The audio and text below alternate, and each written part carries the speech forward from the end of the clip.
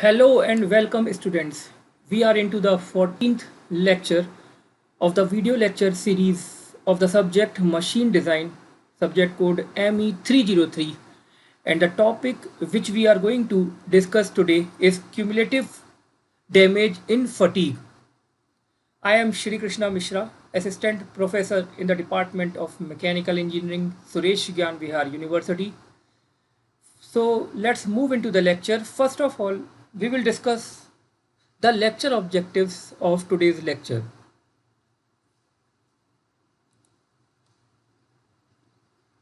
The lecture objectives of today's lecture are: first, to understand the concept of cumulative fatigue design. Our main motto today is to understand this concept. This is cumulative damage in fatigue, or in other words we can say we are going to discuss the cumulative fatigue design.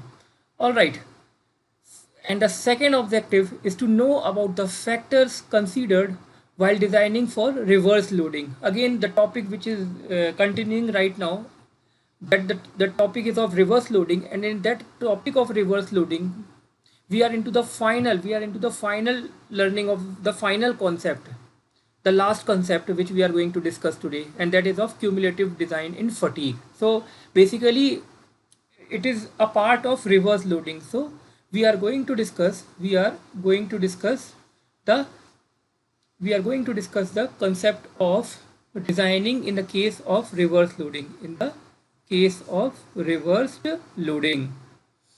all right, then our third lecture objective is we are going to solve numericals to added gain added knowledge with respect to the topic cumulative design in fatigue.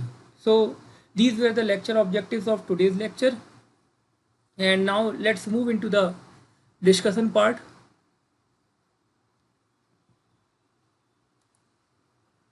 Cumulative design in fatigue.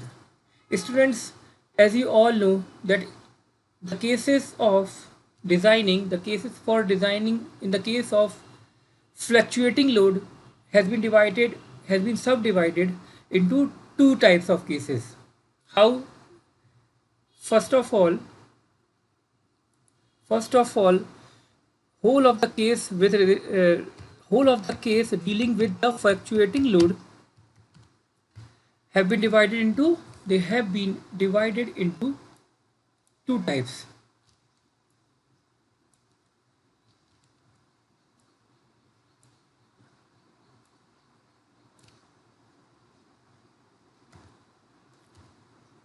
One is for reverse load, all right, and the other is let me extend this line, and the other is which other is for fluctuating load, for fluctuating loads. All right, now the case of reverse loading, for designing in the case of reverse loading, it has again been subdivided into two subcases. It has again been subdivided into two subcases. What are those subcases? First is in the case of reverse loading, again it has been subdivided into two forms. One is for finite life, and the other one, let me extend it, other one is for infinite life. Infinite life. Now in the case of reverse loading itself, there is a special case. In the case of reverse loading, there is one special case. There is a special case where we are going to consider that the load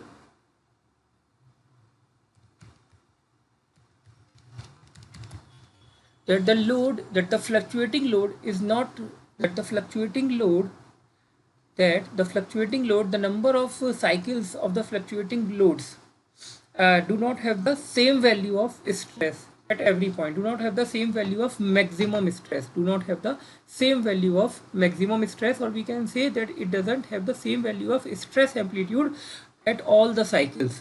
Generally, the cases which I have drawn before, these cases, students, the cases for finite life, in these cases of finite life or in the cases of infinite life, we have discussed infinite life, we have discussed that we have discussed in both these cases, we have discussed that the whole of the load, whole of the stress amplitude, whole of the stress amplitude is in this way, means your stress amplitude is same for all the number of cycles, it is going in this way. Everywhere the stress amplitude is same, everywhere the stress amplitude is same. This is your stress amplitude and you can see it is same everywhere. All right, here also it is same. So these cases we have discussed. Now there are some cases where though the load is fluctuating load, and that too of the reverse nature, though the load is of fluctuating load and that too of reverse nature, still that stress amplitude is not same for all the number of cycles. For all the cycles, the stress amplitude value is not same. Let me draw and explain you this. See, in the case of fluctuating cumulative fatigue design, in the case of cumulative design fatigue, the case is somewhat different. How is it different? Let me draw this also. I hope you have understood the previous case. Now in the case of cumulative fatigue design, in the case of cumulative design, here the load, or we can say the stress amplitude, here the stress amplitude is not same at all the parts. Means if I draw the diagram, fatigue diagram, it will be in this way.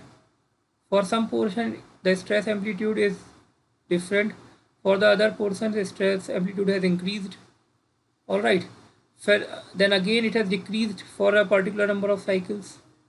So you can see here there is no common value of stress amplitude. There is no, here it is this much, for the remaining, for some cycles it is increasing, then again for some cycles it is decreasing. So you can see that the stress amplitude is not same at every position, and this problem is generally most frequently seen in certain applications in the mechanical component. What happens in such cases? In such cases, generally, in such cases, students, the mechanical component is subjected to different stress levels for different parts of the work cycles. That is the thing that I was telling to you, that the mechanical component is subjected to different stress levels for the different parts of the work cycle. All right. Now in such cases, the life of the component in such cases is determined by Miner's equations. Now such type of problems in which the stress level is different for different parts of the work cycle, in such cases such problems are solved by an equation which is known as Miner's equation. Now what is this? Suppose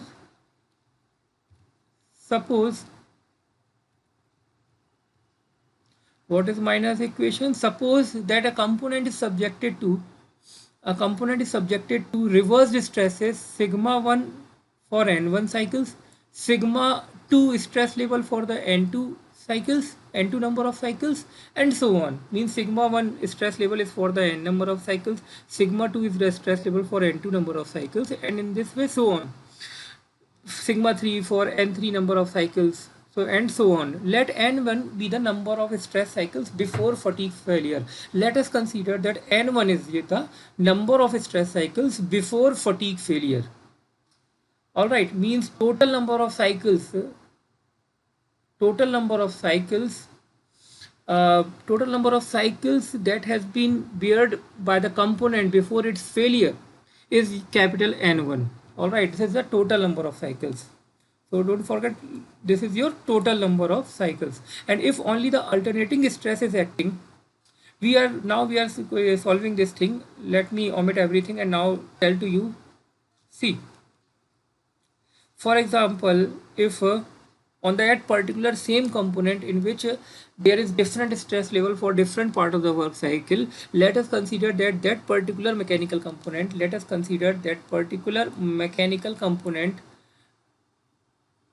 moves for or exists for n1 number of stress cycles if only sigma 1 is acting on it.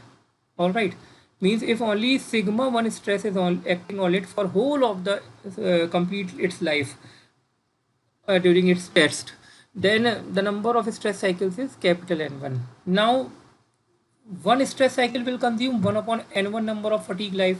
Again, here we are using some mathematics. Now what is the mathematics? See, unitary method, we can say that n1 is the number of cycles. What is n1? Capital N1, we have given the name. It is the number of cycles or the life, fatigue life of the component when the load or the stress that is applied is sigma 1 throughout. All right, this means that students, student, for one stress cycle,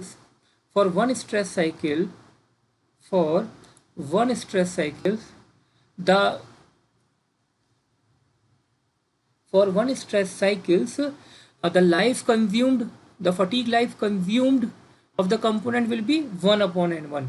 The fatigue life consumed of the component will be 1 upon n1. It will be 1 upon n1.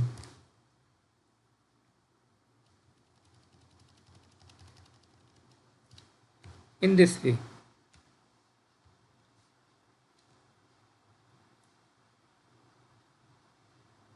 All right, now as I have told you, one stress cycle will consume 1 upon n1 of the fatigue life, and since there are n1 such cycles, and since we are considering that for n1 number of cycles your stress level is sigma 1. So if the number of cycles are small n1, so in that case you will multiply this thing. In that case, what you will do? In that case, student, you will multiply this small n1, this small n1 you will multiply with this particular term given above, with this term small n1 divided by capital N1, All right, now in this way one stress cycle will consume 1 upon n1 of the fatigue life. One stress cycle will consume 1 upon n1 of the fatigue life, and since there are n1 such cycles, the proportional damage of the fatigue life will be 1 upon n1 into small n1, means small n1 upon n1, the same thing which I was telling to you. Similarly, the proportionate damage at a stress level sigma 2, similarly if the stress level is sigma 2 for n2 number of cycles, if the stress level is sigma 2 for n2 number of cycles, then what will be the situation? For n2 number of cycles, you are going to have the damage equal to n2 divided by capital N2. All right, in this way for n2 number of cycles you are going to have this much damage, and so on. For n3 number of cycles also you can do the same thing. For n3 number of cycles, what you will write? For n3 number of cycles, the proportional damage will be equal to n3 divided by capital N3. All right, this is the proportional damage for n3 number of cycles.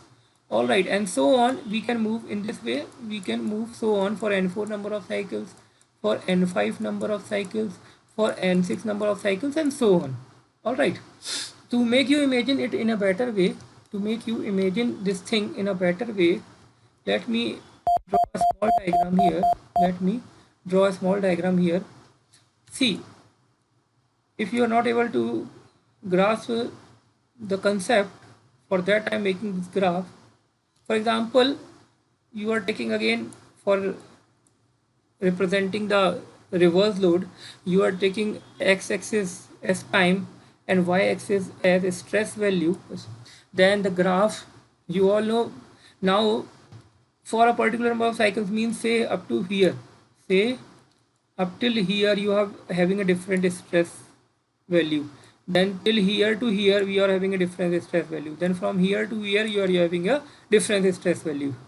Let for example from here to here, the number of cycles means this, the number of cycles are how much? The number of cycles are n1, all right, and the stress is sigma 1, all right. Similarly for the next duration, next period, the number of cycles are n2, means here from here to here, like in this way, the number of cycles here are n2, the number of cycles here are n2, all right, and the stress is sigma 2. Then coming into the third one, if then the stress cycle is in this way, the stress cycle is in this way, and the value here from here to here in this particular portion, the number of stress cycle is n3, all right, and the stress level is sigma 3, and so on. You are having different values of stress for different number of cycles. So we are discussing this particular case. So for example, we have used the unitary methods. In unitary method, you all know that for n1 number, if for example n1 is the number of cycles before failure, if stress is sigma 1, then for one cycle the damage, the proportional damage will be for one cycles the proportional damage will be equal to 1 upon n1. Similarly for n1 number, small n1 number of cycles, the proportional damage will be n1 by n1. For n2 number of cycles, the proportional damage will be n2 by capital N2, and for n3 number of cycles, the proportional damage will be small n3 by capital N3, all right, and so on. Now see, these all values given here are proportional values, means all are in the ratio, and all ratio is smaller than 1, and since if we add these all values, it should be equal to if we add these all values, it should be equal to if we add these all values, students, these all values should be equal to 1, means n1 by capital N1 plus small n2 by capital N2 plus small n3 by capital N3, and so on till if there are x number of portions like this, so small nx to capital Nx is equal to 1, and this equation is known as, students, equation is known as Minor's equation. This equation is known as Minor's equation. All right, I hope you have understood this particular thing. So this is the deduction which we have taken out. Small n1 is your number of cycles, capital N1 is the total number of cycle if only stress sigma 1 is acting throughout the cycle, all right, and small n2 is the number of cycles if only sigma 2 is acting on the mechanical component for whole of its life. Similarly, n3 is what? N3 is the number of cycles before failure. N3 means capital N3, I am telling you, and capital N3 is the number of cycles before failure if only sigma 3 stress is acting throughout its cycle, all right, means I am talking about here reverse loading, stress amplitude value I am talking here by saying stress value, that is your stress amplitude value in the case of reverse loading. Now again, one more direction we will take out here. For example, let's now don't consider n1 small n2 number of cycles. Let's take some fraction of the life. Let's take some fraction of the life. Till now in this, what we were doing.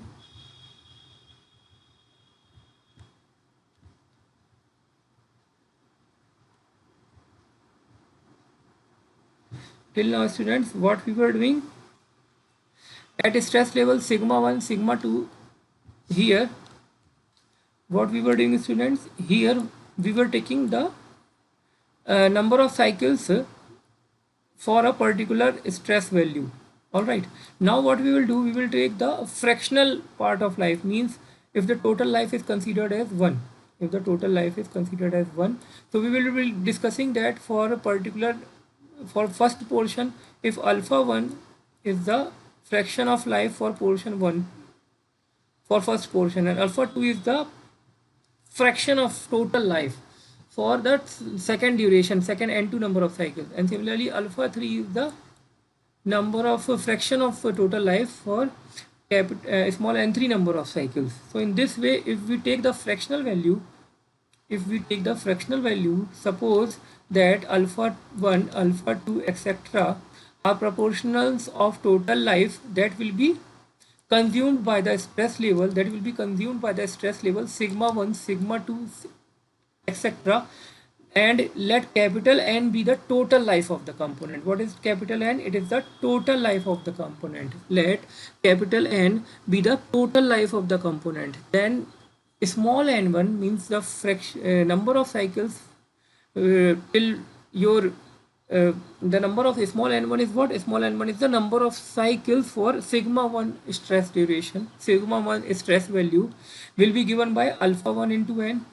All right, this is very simple. If the total life student is capital N, if the total life of a student is capital N, and if you want to calculate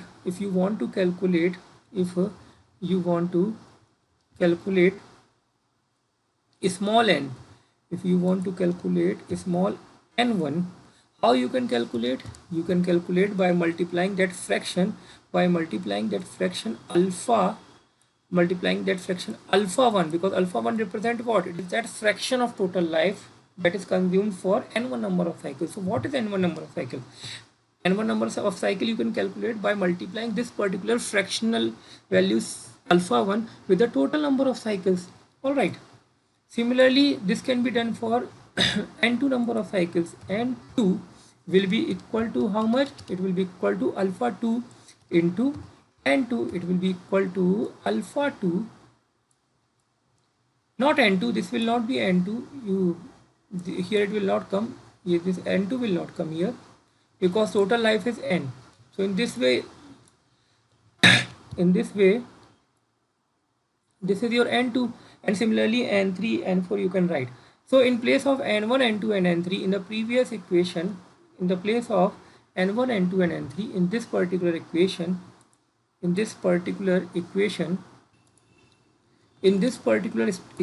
students, what we will do, we will put the values of small n1, small n2, all right, and so on. So what we will get, in place of this we are writing small n1 is equal to alpha 1 into n, small n2 is equal to alpha 2 into n. So in this way, if you will write, what will happen? Small alpha 1, you are writing in place of n1, you are writing alpha 1 into capital N, all right, divided by n1.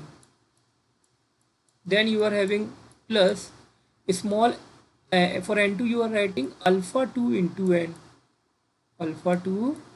into n, and in denominator you already have capital N2, and so on, it is equal to 1. So what will happen? This n is common everywhere. We will take out n outside. And inside it will be alpha 1 by n1 plus alpha 2 by n2, all right, and so on, and so on. This will be equal to 1. Now this 1, this now this n, now this n can be moved from here to here, and the equation, the final equation which you will get, it will be equal to this one which is written here, highlighted here, this one. This particular equation is the final equation, alpha 1 by n1, alpha 1 by n1 plus alpha 2 by capital N2 plus so on is equal to 1 upon n, where what is alpha 1 plus alpha 2 plus alpha 3? This is the fraction of the total life, and we are considering total life as 1, then alpha 1, alpha 2, alpha 3 is fraction of total life. All right, I hope you have understood these two formulas. I hope you have understood these two formulas. Now we will solve the numerical and we will get more understanding of this concept. With the help of this equation given above, students, with the help of this equation given, the life of the component subjected to different stress levels can be determined. Why is it helpful? Why this equation is helpful? Because this equation, with the help of this equation, students, the life of the component subjected to different stress levels can be easily determined, all right, so these are important equations. We will be using these equations, these and this equation. All right, now coming into the example now. So first of all, let's read the language of the question, and whatever is given in the question, list out those values. The work cycle of a mechanical component subjected to the work cycle of a mechanical component, the work cycle of a mechanical component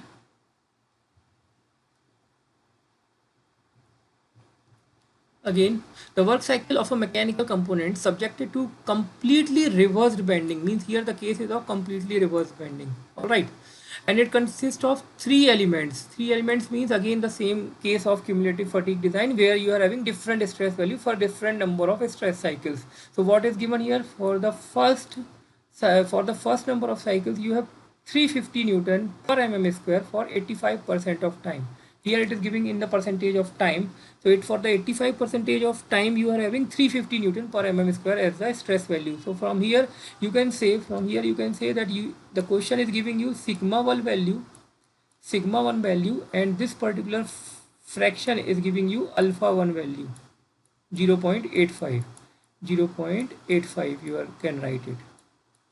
Then for the second duration, means for the next particular number of cycles, you have the values 400 Newton per mm square for 12% of the time. Again this is giving you the value of sigma 2. It is giving you the value of sigma 2, students, and alpha 2.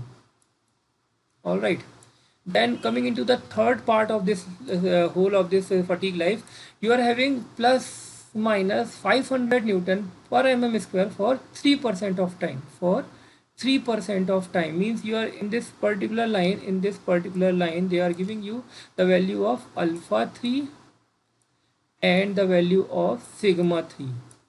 Now moving further, the material for the component is, now the material is also given to you. Material is given, this means that ultimate tensile strength value is also given, SUT value is given, as well as the corrected endurance limit is also given, means you are being given SUT value and the value of SE value, corrected value of endurance limit. You have to determine the life of the component. What is to be determined? The life of the component has to be determined. So as we have discussed in the theoretical part of this concept, we have a minor equation for this. So let's move into the solution now. See, the solution says that first of all we will draw a SN curve. SN curve for getting the understanding of the question. We will put log n on x-axis and log fluctuating stress on y-axis, log SF on y-axis. Both will be to the base 10. Then this SN curve, you all know how to draw it. In previous lecture I have told you how to draw it. If you are not understood directly, you are viewing this particular video lecture, then I request you to go into my previous last two lectures, lecture number 13 and lecture number 12. You will understand how to draw this SN curve. So in this way SN curve is drawn here. This is the value of the endurance limit, but this is not the value of endurance limit. This is the log value of the endurance limit. Means this particular point is giving you the value of log. This particular point is giving you the value of log. All right, log of SE, log of SE. All right. And we have marked that value. Endurance limit is basically that value which is obtained for 10 to the power 6 number of cycles. 10 to the power 6 number of cycles. All right, for this particular. So B point we have written here. A point we have highlighted. What is A point? A point basically gives you the value of log of 0.9 into SE, endurance limit value. Means basically the value given here is your which value? It is your log of what? Log of 0.9 of SE. This is log of 0.9 SE. All right. So in this way the whole of this we have drawn. Now the unknowns. What are the unknowns here? The unknowns are, one is you have to calculate if sigma is unknown, you have to calculate sigma. And for example we are taking a point E which is denoted log value of sigma, and corresponding to this point in the horizontal direction you are getting the point F in this line of AB, and corresponding to this point F you are having the value of life given by this particular point. So now what we will do students, we have calculated this 0.9 SUT and it symbolizes this particular value 0.9 SUT. All right, its log value will be represented here as I have told you. Then the log value of endurance limit is also calculated, and this we have represented here. This we have represented students, where it is represented here. All right, again now we have the proportional sigma 1, sigma 2 and sigma 3 values also given in the numerical. So let's find out the log value of each of them. So we have calculated the log value of each of them. We have calculated the log value of each of them. All right, and now what we will do, one by one we will put the log value here. One by one we will put the log value here. First we will put this log sigma 1, then we will put log sigma 2, and then we will put log sigma 3. And by doing so we will be able to find the value of what? We will be able to find the value of N1, number of cycles if only sigma 1 is acting. Then we will be able to find the value of N2, number of cycles if only sigma 2 is acting. And we will be able to calculate the value of if sigma N3 means life of the component if only sigma 3 stress is acting on it. All right, now after calculation of N1, N2 and N3, what we will do, let's see in the next slide.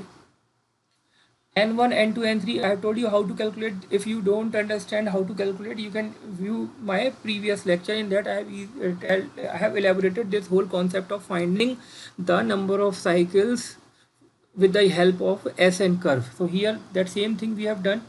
Basically in short I can tell you that we generally apply the similarity between two triangles. Similarity between which triangles? One is your AFE, this is a small triangle, and the other is your A, and the other is your AB, and the other is your ABD.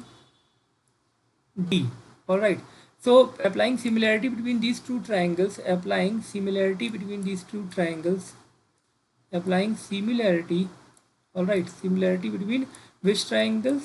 Triangle A, triangle AEF, and triangle ADB.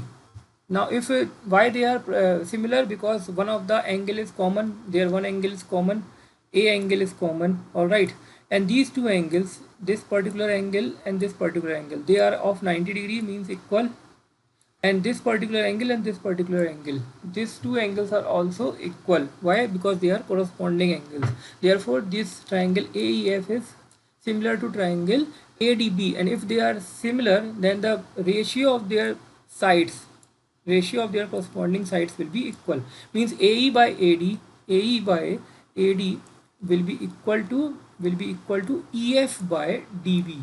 So what I told to you, I told you that by AE by AD, this will be equal to AE by AD, this will be equal to how much? This will be equal to AE by AD, we need AE by AD, all right, and the second is EF, EF by DB, means EF by DB. In this way we can write it, all right. So this deduction which we have taken out, from this deduction, moving into this vacant area, from this deduction what we can write, AE, A is what? 2.7738, A is basically your 2.7738 minus what is your E? E is your log sigma, E is your log of sigma, E is your log of sigma, all right. Then after divided by AD, AD is basically what? AD is your 2 point, AD is your 2 point, again A is the point which represents the stress value 2.7738 minus what is the value of D? Corresponding to this D point, you have the value 2.4472, all right. You can see here, corresponding to this point D, you have this value. Now coming into the EF by dV. For EF by dV, first of all looking into EF. EF is basically what? EF is your basically log of sigma, all right, minus log of, minus not log, minus log of sigma you have written. Sigma, log of sigma would have to be should be written afterwards. Before that what we will have to write? Before log of sigma you will have to write the value corresponding to this point F, and corresponding to this point F you can see the value is represented by this particular point, means log of any particular value capital N. So means log of n, let me write log of n minus log of sigma, all right, log of sigma. This will be in the numerator, and in the denominator what you will write? In denominator dB. dB means 6. 6 is the value which is representing the point B, and D is the value which is representing the value 3, all right. So 6 minus 3 will come in the denominator, 6 minus 3 will come in the denominator. So in this way students, you can calculate the unknown. What is the unknown here? The unknown is your sigma value. The unknown is your sigma value. This is your unknown value. This is your unknown value, and it can be easily calculated, all right. So here, but we have been given sigma value. So what we will do, we will put the sigma value here, we will put the value of sigma, which is given, and we will calculate the value of unknown number of cycles, and this we will do for each and every value of sigma given. This we will do for each and every value of sigma given, for this also, and for this also. For all the three we will be doing this particular we will be using this particular equation, and we will find the value of capital N1, capital L2, and capital N3, all right. And then when we have calculated, students, when we have calculated the all three values, log n is equal to, we will calculate the number of cycles, first of all you will get the value of log. This you should keep in mind. The value which you will get will be the value of log. What you will have to do, you will have to put the antilog value. You will have to find the antilog value to get the value of n1, n2 and n3. All right, so in this way, students, n1, n2 and n3 you can calculate. All right. Finally, the fatigue life, how you will calculate the total fatigue life of the component. So for that you have a minor equations which we have discussed. For that you have the minor equations which has been discussed in the previous page. What is this? This is your minor equation. So by minor equation, alpha 1 by n1 plus alpha 2 by n2 plus alpha 3 by n3 is equal to 1 upon n, where capital N is the total life of the component which we are required to find here. Alpha 1 is given in the form of percentage. We have 85% of life for alpha 1, means 0.85 will be the value of alpha 1. Similarly, we have 12% of the life for second number of stress sigma 2, means alpha 2 will be 0.12. Similarly, alpha 3 will be 0.03. In this way, all three values we have put, n1, n2 and n3 we have calculated in the previous step, and in this way we will calculate the value of n. N is what? N is the number of cycles before failure. N is the number of cycles before failure. All right, so I hope you have understood how to solve the questions based on cumulative design of fatigue. All right, now with the help of some multiple choice questions, students, we will try to get more understanding of the concept. We will assess how much we have learned from this lecture. Coming into multiple choice question number 1. So coming into the multiple choice question number 1, the stress distribution consists of tensile stress for first half cycle and compressive stress for remaining half cycle, and the stress cycle passes through 0. So we all know this, if the stress cycle passes through 0, this means that the case is of reverse stress. If the cycle passes through 0 and moves and its nature changes from tensile to compressive or vice versa. So answer A is the correct answer. Second, in case of dash, there is always a mean stress, and the stress can be purely tensile, purely compressive or mixed. So this is the case when we have fluctuating stress. In the case of fluctuating stress, there is always some mean value. All right, and the stress is either purely tensile or purely compressive. Coming into the next multiple choice question. Question number 3. In certain applications, the mechanical component is subjected to different stress levels for different parts of the work cycle. The life of such a component is determined by, we all know this was the discussion in the whole of the lecture today, that such equations which are having different stress levels for different part of the work cycles, such type of problems are solved using the Minors equation. So option B is your correct option. All right, coming into the multiple choice question number 4. The endurance limit and axial loading. The endurance limit and axial loading is dash than the rotating beam test. So in axial loading, we all know that in the case of axial loading, the experimental value from the rotating beam test is not taken directly, it is less than that value. So C is the correct answer. Now reliability factor, the next question is based on reliability factor. 50%, for 50% reliability, the reliability factor is, we all know that for 50% reliability the reliability factor is 1, and for 90% reliability the reliability factor is 0.897. but here the answer will be choice number B. All right, coming into the next multiple choice question. The endurance limit SE subjected to fluctuating torsional shear stresses of a component is obtained from the endurance limit in reverse bending using, we all know that in case of torsional shear stress, the theory which is used is the theory of failure. So on the basis of this theory, we are used to calculate the value of endurance limit. Coming into the next multiple choice question, question number 7. The endurance limit subjected to fluctuating torsional stress is given by Which formula? We all know that endurance limit for torsional shear stress is given by SE is equal to 0. SE is equal to, no, not the first one. First is for, not for torsional shear stress. It is for axial loading. For torsional shear stress, it is 0.5 SE. Means C is your correct answer.